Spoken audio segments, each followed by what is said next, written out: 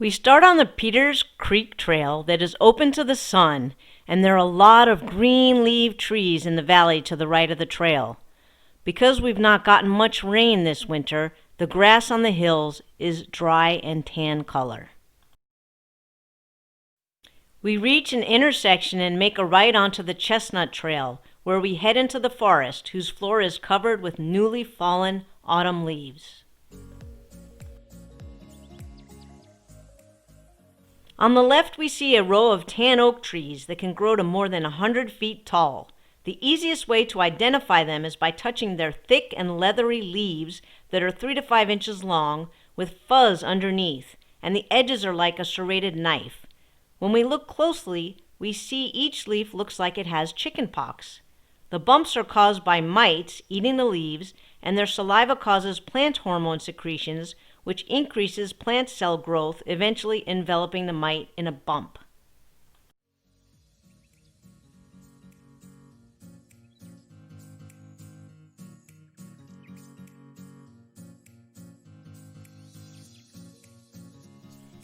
We found a hole along the trail. It's either a coyote or badger hole. Coyotes enlarge existing holes dug by other animals, mainly badgers. Coyotes and badgers sometimes hunt cooperatively because their styles are complementary.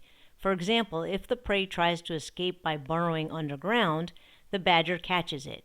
And if the prey tries to run above ground, the coyote catches it. Mike puts his hand in the hole to see how deep it is, and sticks his head at the opening of the hole to examine it more closely. He explains to me that a badger hole is oblong because badgers dig horizontally as compared to coyotes, which are from the canine family, and they dig vertically. So you think it's a badger? Well, just the shape of the hole is a little bit oblong like that, with a badger digging the way they do dig this way. Gotcha. Whereas a dog will dig this way, so the hole is going to be more this shape. So coyote's more like dog. Yeah. Yep. So it's probably a badger. Cool. The trail we continue on is narrow, with only room for one person at a time. Ahead we can see a progressive hill with trees scattered over it.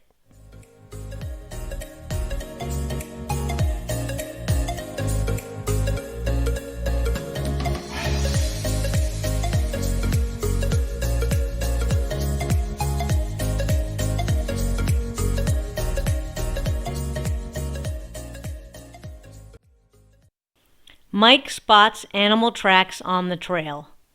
He explains that one is of a black-tailed deer and the other is a wild pig. Track in the back here is a black-tailed deer. It's round in the back end of the and pointy, comes up a narrow point in the front.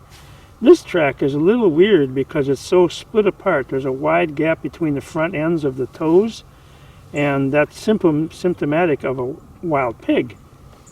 We reach a bunch of bushes with lots of sounds and movement in them.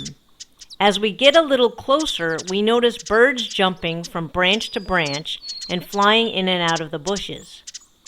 We spot a tiny olive green bird that has a white ring around its eyes. This songbird is called a ruby-crowned kinglet, and its wings are dark gray with streaks of olive color when they are folded close to its body. Adult males have a bright red patch of feathers on the top of their head that they raise up to display when mating. They only weigh a small fraction of an ounce and only burn 10 calories per day.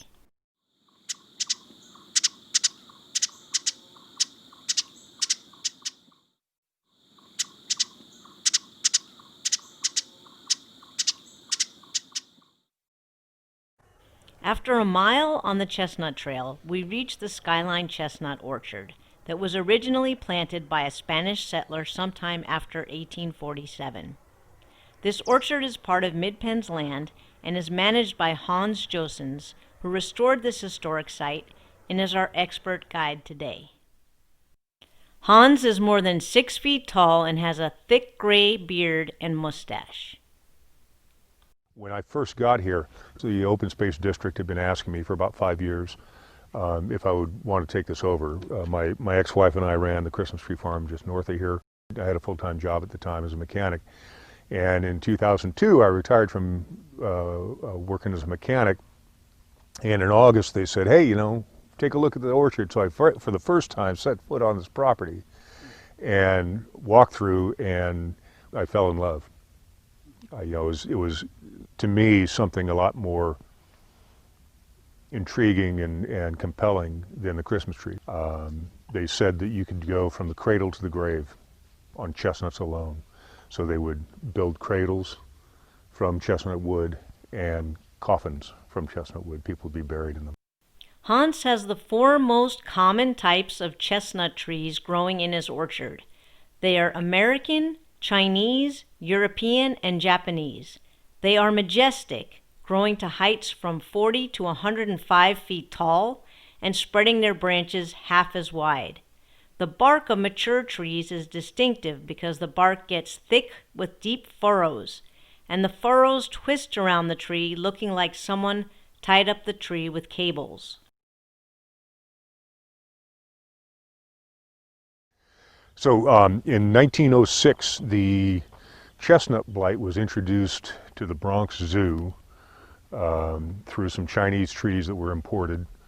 They didn't really have any sanitation as far as botanical sanitation, so they didn't do any testing or quarantine or anything like that. Once it started, it ravaged the entire American chestnut throughout its habitat, and it destroyed all of them within about 15 years. They were so numerous that they supported entire communities, not just from the chestnuts themselves, which would be harvested and bagged and then put on trains and sent, up to New York or to the cities and used as, food for the households. They'd make it into flour, dry them, and crush them, mill them into flour. So not just the food crop, but the wood is one of the most durable woods that you can imagine. They're wind pollinated.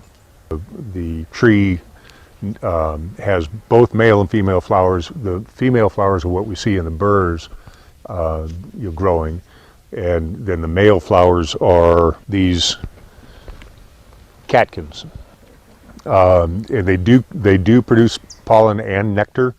Not all flowers produce nectar, so they actually do attract my honeybees, which I have here, and they do make a fantastic honey.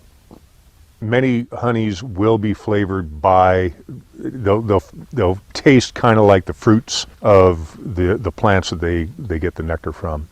The chestnut honey is this just really warm, deep, delicious, very earthy flavor. I liken it to pecan pie. We head over to an open area where there are 3-foot-tall light green tubes next to white buckets. I ask Hans what the tubes and buckets are for.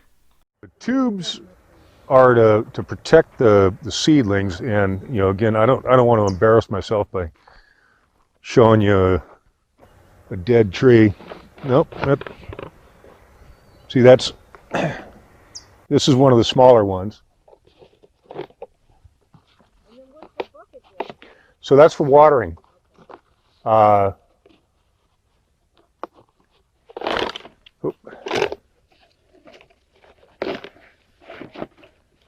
we have to protect them from voles and rabbits and such foraging on them. Voles are the worst. Voles are like a small mouse or a large mouse, small rat, and they just they'll eat the whole tree. They're worse than rabbits. We get a close-up look at the chestnut burr that contains the seeds which are the nuts we eat. The burr is a 1-inch ball covered with 2 inches of sharp needles that looks like a small porcupine. You have to hold them very carefully in your hand. The needles protect the seed from being eaten by animals until they are mature. I asked Hans about the small dog that's been following us around. This is Chewy, by the way.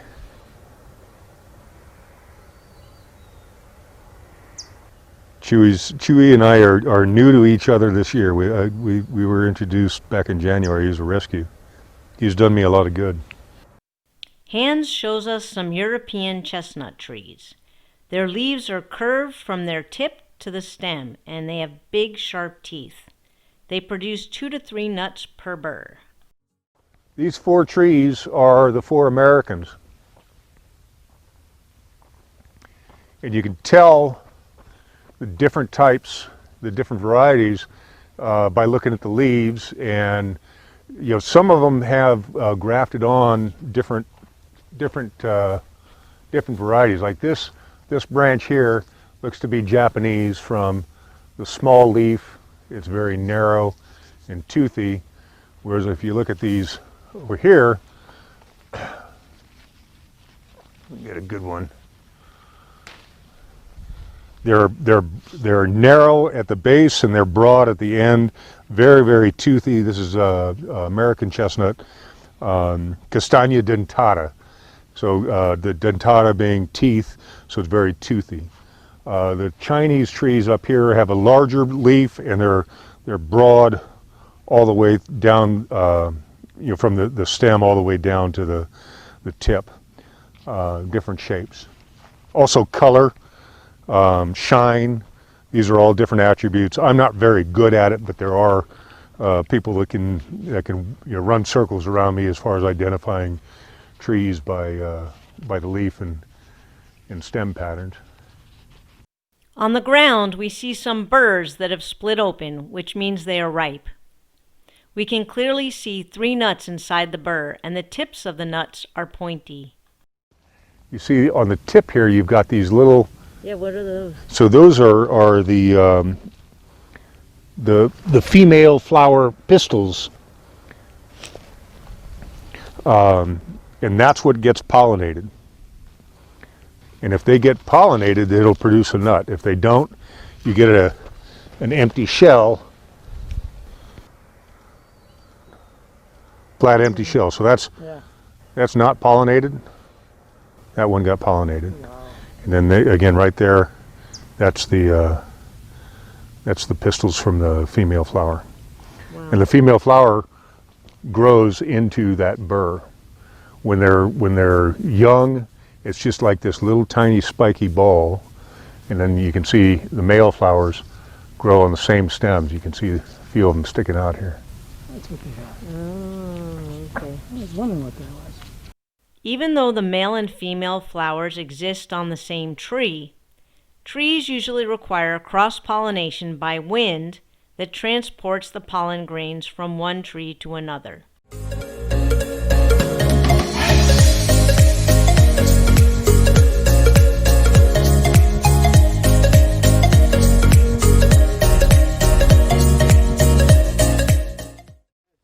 So in the early days, I would get people that had been coming here for many years, and they were happy to see that there was somebody here managing things.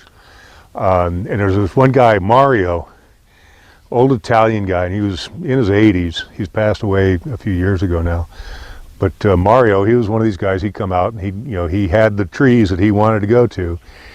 One day he comes in here, and I gave him these 5-gallon buckets, and he gathered 3 5-gallon buckets, which hold about 35 to 38 pounds each.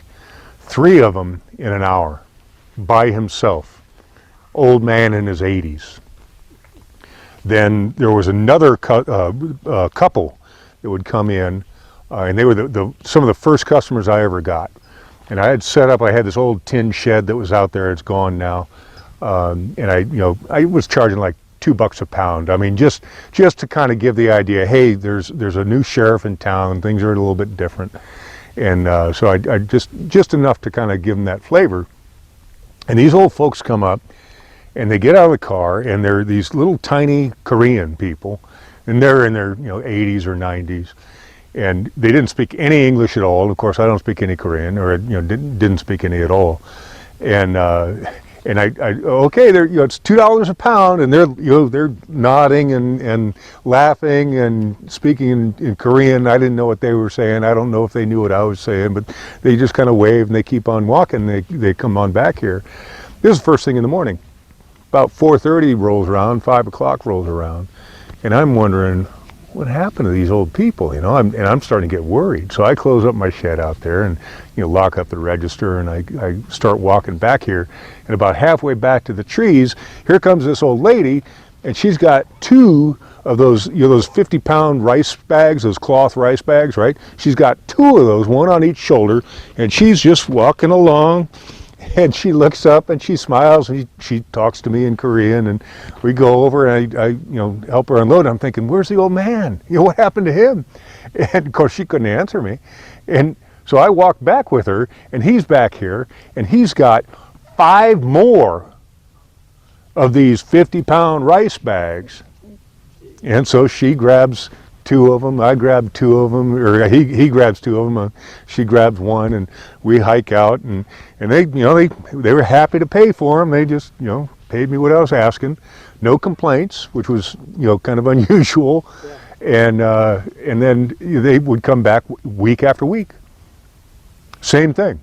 Show up early in the morning. I give them my wheelbarrow now because I know they're going to be harvesting a lot, and a few years went by, and I still had no idea about them, other than they were great customers, and they were some of my favorite customers. And then one year they didn't show up, and turns out the old man had passed away that year. The following year, the older lady, she comes out with some of her grandchildren, and the grandchildren spoke English, and I'm going, so what's the story? What's the story? And well, it turns out he owned, the couple owns a bunch of apartment buildings in San Francisco that are largely Korean. And Korean culture has a huge, very, very close attachment to the chestnut trees because they grow there naturally. And so they would harvest them here, bring them up there, and sell them. And they were happy to pay whatever I was asking. They'd pass the cost on to their customers. And then she passed away the following year. But it was kind of fun.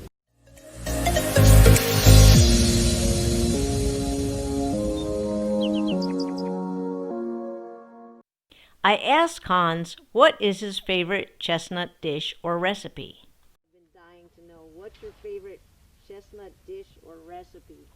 It's an Italian, it's a glazed chestnut cake, where it's like a yellow cake, and you take the chestnuts, you boil them or roast them, peel them, and then you grind them into a rough, coarse meal, and you use that as part of the flour.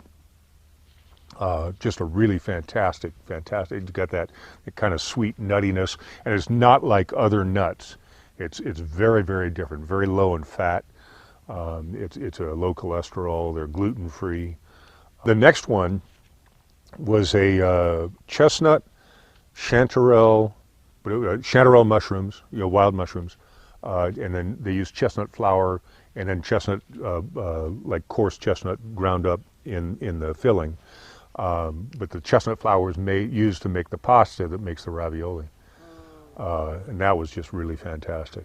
We say goodbye to Hans and head to the Skyline Ranch Christmas tree farm. Everywhere we look, there are Christmas trees. Most of them are 4 to 6 feet tall. You may be wondering whether this farm is good for the environment or not.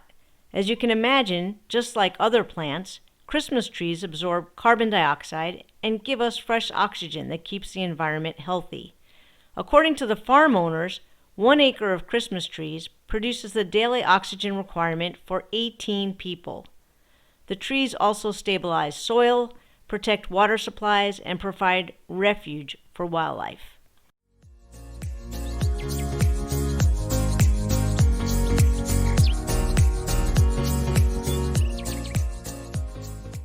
We spot a common buckeye butterfly on the ground flapping its wings. Its tan wings blend in perfectly with the dry grass on the ground. This butterfly got its name from the brightly colored target-shaped eye spots on its wings. We reached the horseshoe loop trail that runs around the perimeter of the lake and is home to many different songbirds, such as orange-crowned warblers, golden-crowned sparrows, and dark-eyed juncos. Horseshoe Lake is habitat to waterfowl such as the American coot, pied-billed grebe, and a variety of ducks.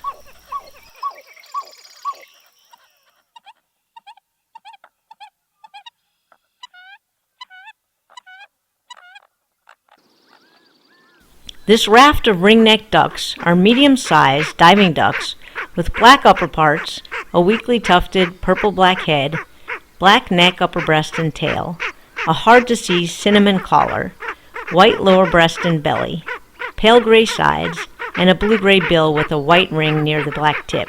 It spends the winter in California.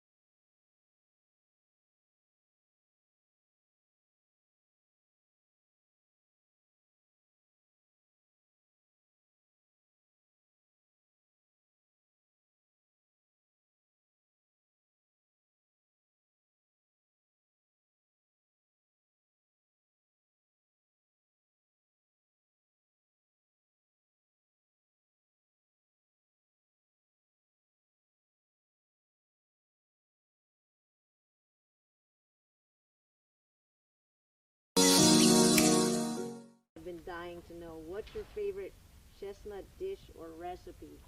It's an Italian, it's a glazed chestnut cake where it's like a yellow cake, and you take the chestnuts, you boil them or roast them, peel them, and then you grind them into a rough, coarse meal, and you use that as part of the flour.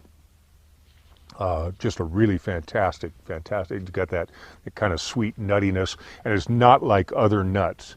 It's very, very different, very low in fat. It's a low cholesterol. They're gluten free. The next one was a chestnut chanterelle, chanterelle mushrooms, wild mushrooms, and then they use chestnut flour and then chestnut, like coarse chestnut ground up in the filling. But the chestnut flour is used to make the pasta that makes the ravioli. And that was just really fantastic.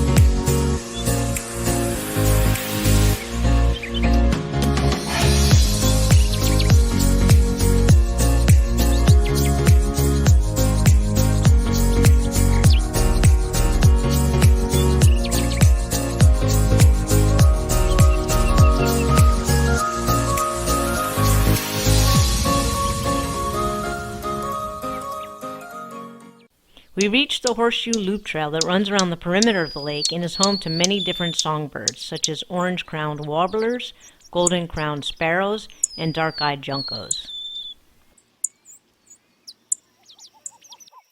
Horseshoe Lake is habitat to waterfowl such as the American coot, pied-billed grebe, and a variety of ducks.